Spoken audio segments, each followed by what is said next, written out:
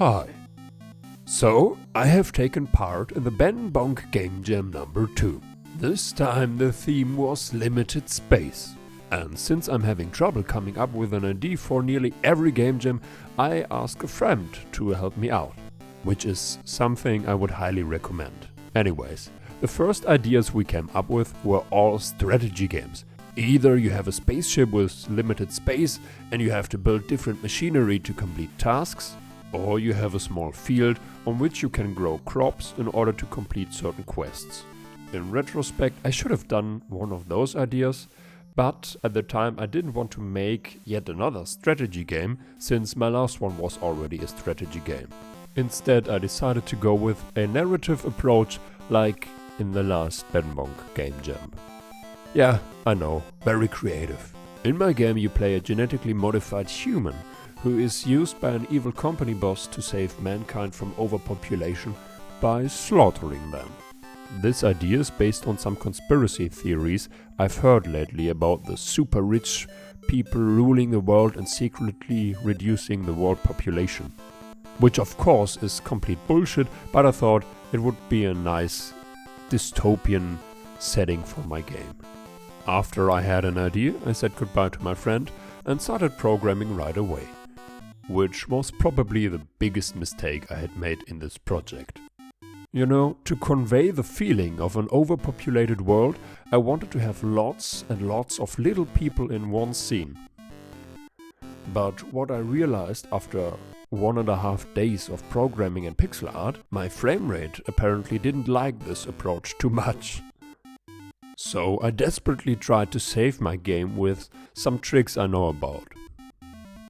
And at least I managed to make it run smoothly in the editor. Great, isn't it? And what I did was pretty simple. At first I drastically reduced the number of enemies in one scene to about 200.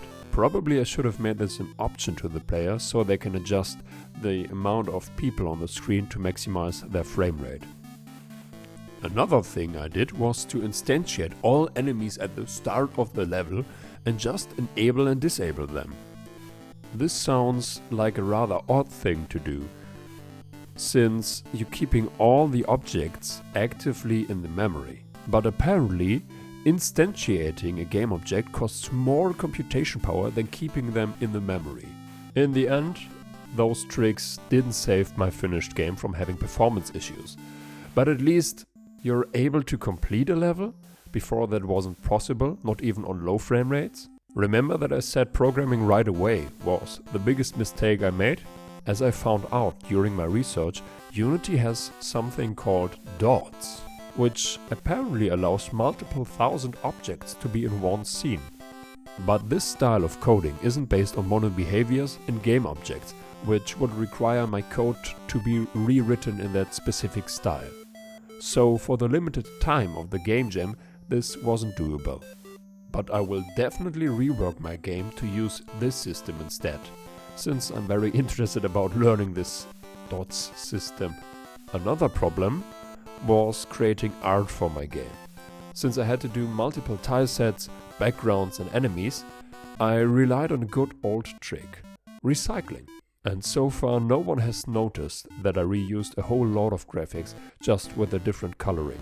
It's rather the opposite. Most people even like my art style. So towards the end of a game jam, I normally search for sounds and music.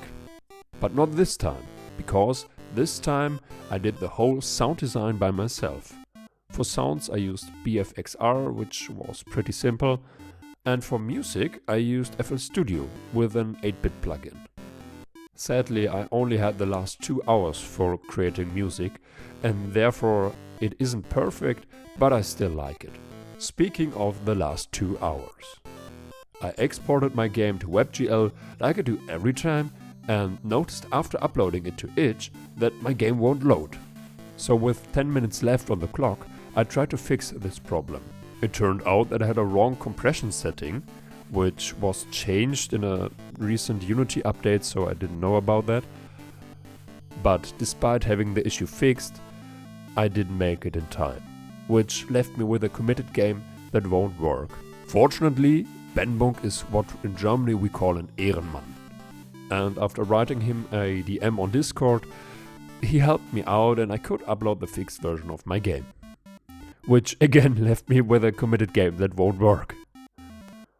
And that's it. As I mentioned, I will definitely rework the game with Unity's dot system and will keep you updated on that. Until then, you can maybe leave a like and consider subscribing.